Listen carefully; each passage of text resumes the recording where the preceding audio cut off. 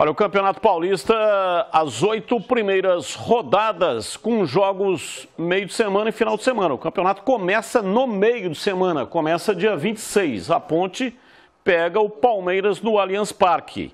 Aí, 8 rodadas subsequentes, meio de semana, fim de semana, meio de semana, fim de semana, meio de semana, fim de semana. Então, a preparação física, mais do que nunca, será fundamental.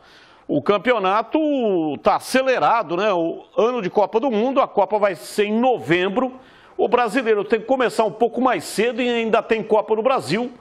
Então, começa dia 26.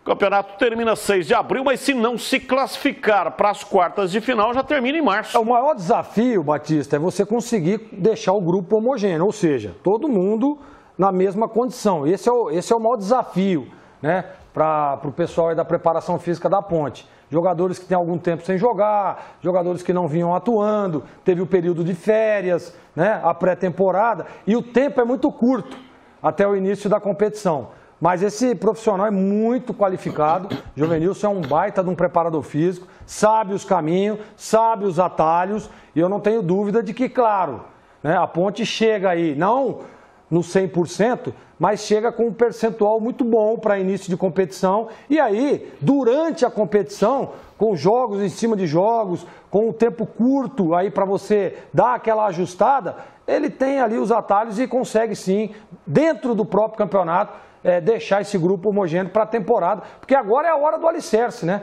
Agora é a hora que você prepara o time para a temporada 2022. Mas é uma missão muito difícil para o preparador físico, e eu explico por quê. São idades muito diferentes, tem jogador de 34, de 35, de 22, de 26, é complicado. Tem os garotos... Cada um vem de um lugar diferente. Cada um vem de um lugar diferente, com uma metodologia diferente. Vem jogador se recuperando, vem jogador, como é o caso do Dedé, que não atua há mais de 2 anos, indo para o 3º ano. Então é uma missão muito difícil. Eu até usei esses dias aí, na semana passada, uma expressão de linguagem na Rádio Bandeirantes. Fazendo uma analogia, se ele fosse um regente de uma orquestra, um maestro, né? Ele teria que afinar aí situações bem diferentes para dar harmonia, que é a tal da homogeneidade que ele tanto falou na entrevista, o Jovenilson. Então é mais ou menos como você colocar na mesma partitura piano, zabumba, triângulo e harpa. É difícil para o maestro, mas por isso que ele é um cara qualificado e está fazendo todas essas avaliações aí. Inclusive ele disse isso, que a carga não pode ser igual para todos. Exatamente em função da característica de cada um, do momento físico de cada um, da idade e principalmente da metodologia de trabalho que cada um vinha recebendo antes, principalmente dos que são cara nova, né? Aqueles que já estavam aí já vem mais ou menos no ritmo. Só que um vem de férias, comeu muito cuscuz, outro vem de férias, estava com muita sede, chega cada um de um jeito. Mesmo aqueles que já estavam trabalhando com ele. Então não é uma missão das mais fáceis, mas também não é um problema só do Jovenilson. É de todos os preparadores físicos que recebem essa galera depois das férias e principalmente com tantas caras novas.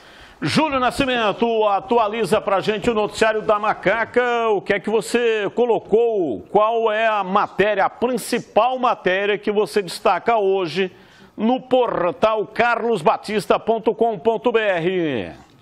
Bom, Batistão, é claro que o torcedor está na expectativa do anúncio do Luca, né? O Luca deve ser anunciado aí nos próximos dias para retornar ao Moisés Lucarelli, onde ele foi muito bem em 2017. Foi um ano que começou bem para a Ponte, com final de Paulistão, terminou com rebaixamento, mas o Luca, naquela ocasião, ele foi um jogador muito regular. Então a Ponte deve anunciar o Luca e mais outros 5 jogadores.